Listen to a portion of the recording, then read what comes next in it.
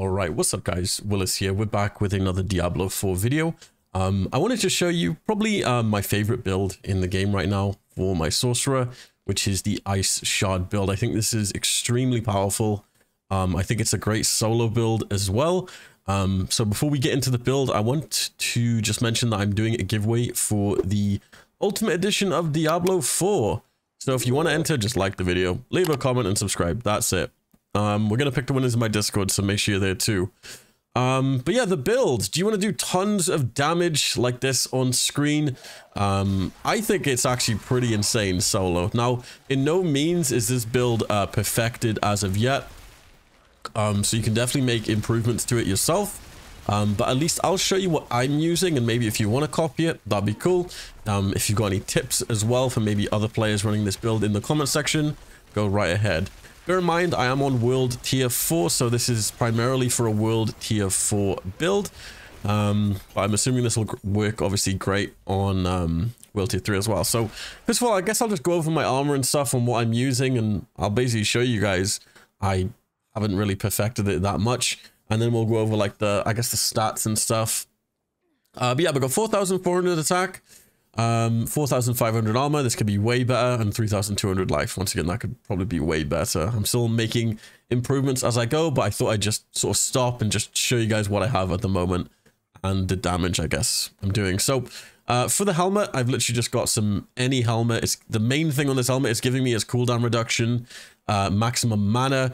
So for helmets, you want cooldown reduction, maximum mana, lucky hit chance, intellect is good, total armor, in that order. My chest piece, this is giving me all stats, honestly. The main thing you want, you can put this on any piece if you want, but I've got lucky hit chances increased by 20%. Lucky hit chance is going to come in super handy later.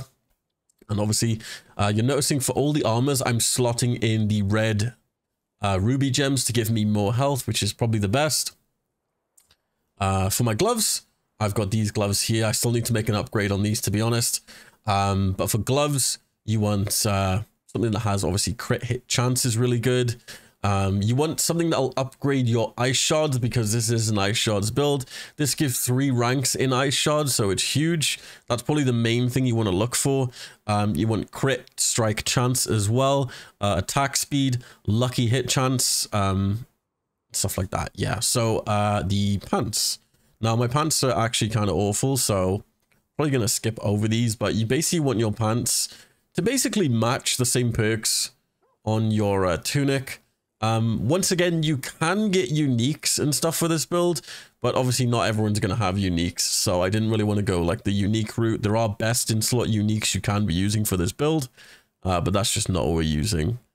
For the boots here, we've got obviously dog boots. It's got 3 ranks to Frost Nova, which isn't great. I can probably make some upgrades on this. I've got an overlapping aspect, which I'll probably end up upgrading later, but that's fine.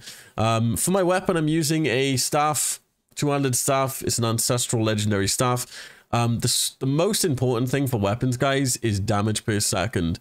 Now, try and get a weapon that has the most damage per second you can, because this will actually increase your attack power the most. On my weapon, I've got crit strike damage, which is probably the best thing you can get. Obviously, you want vulnerable damage if you can get that. You want to try and get some intellect. Obviously, critical strike damage is very important as well. And stuff like core skill damage is huge, so try and do that.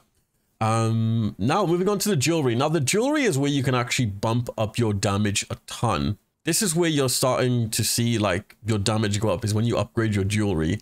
Stuff like armor doesn't really roll with like damage perks and stuff like that. It's mainly from the jewelry and the weapons where you get most of your damage from. So the jewelry is the stuff you don't really want to skimp out on. Is you want to make sure this has good rolls. So my amulet is actually my amulet and my rings are actually really good. So my amulet, I've got mana cost reduction. This is probably the most important thing for the build, is mana cost reduction. Stuff that reduces the amount of mana you use on your build, simply because we're going to be spamming ice shards, so we want to use as less mana as possible. So mana cost reduction is huge. Cooldown reduction, you want that as well. if you can get ranks to Devouring Blaze, which is a perk on the abilities I'll go into in a second. And yeah, so the rings are really huge as well. You want stuff like critical strike damage, vulnerable damage, resource generation is huge.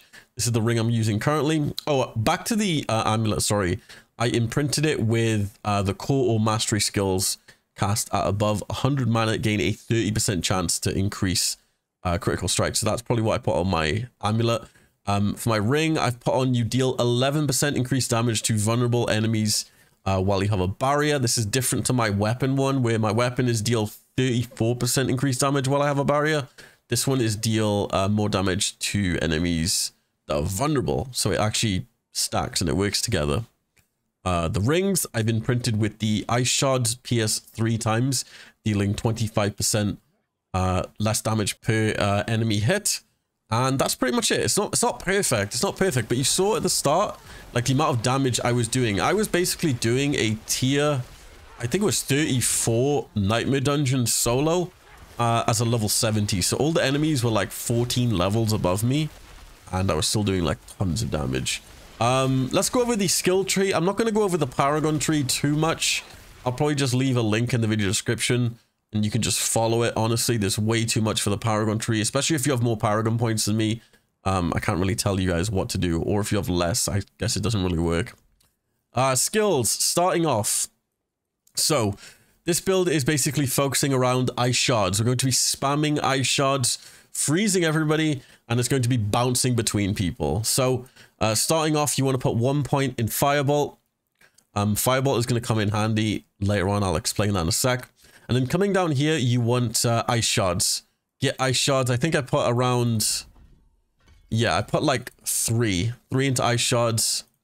Or is it 4? I think I put 5 into ice shards. And then you basically want to do enhanced ice shards. Now you can pick between these two. So you can get greater ice shards. So while a barrier is active, casts of ice shards treat enemies as if they were frozen. I was using that. I didn't really like it. I switched to this and it was way better. Hitting enemies with 5 ice shards makes them vulnerable. Huge. 1 point in devastation for increased mana, and 3 points in elemental dominance for just overall 9% increased damage. Coming down, you want to use a flame shield. You want to get teleport. You want to get enhanced flame shield, enhanced teleport, shimmering teleport. You want elemental attunement. You want to get ice armor, enhanced ice armor, and then frost nova. Frost nova is huge because that's pretty much where most of our damage comes, is when the enemies are stunned and frozen. That's how we do our combo. You'll notice my combo is basically run in, freeze, and then just laser beam people with ice shards. It's insane. I'm using enhanced frost nova and mystical frost nova. Coming down here, we've got precision magic. Your lucky hit chance is increased by 15%. Lucky hit chance is huge. We'll get to that in a sec. We're coming to it. Align the elements. And then I've got 2 points in protection. And then 2 points in mana shield. Coming down here, we've actually got 1 point in inner flames. And then 3 points in devouring blaze. So you deal 30% increased critical strike damage against burning enemies. You're probably wondering, wait, aren't we freezing people? Why are we burning them? I'll get to that in a sec. So, permafrost. Your skills deal 50% increased damage to elites. We've got 2 points in Hoarfrost, 3 points in Icy Touch, 3 points in Frigid Breeze. And we've actually gone the Deep Freeze route. Honestly, I think this is way better than using the Inferno Snake. I've just switched to it recently.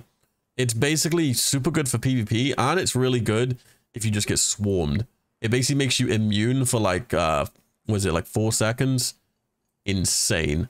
Coming down here, we've got Avalanche. Eventually, you do want to switch to Shatter, but for sort of early game, 70 to 100, you want to use Avalanche, and then eventually we'll probably switch to Shatter. So the reason why lucky hit chance is so important, is because of Avalanche. Your frost skills have a 10% chance to make your next cast of ice shards consume no mana and deal 40% increased damage.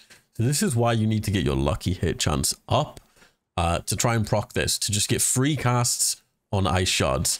As for in enchantments or enhancements, whatever you want to call it, we've gone with ice shards, which basically conjure, like you'll notice they'll just fly off you sometimes without you even casting it.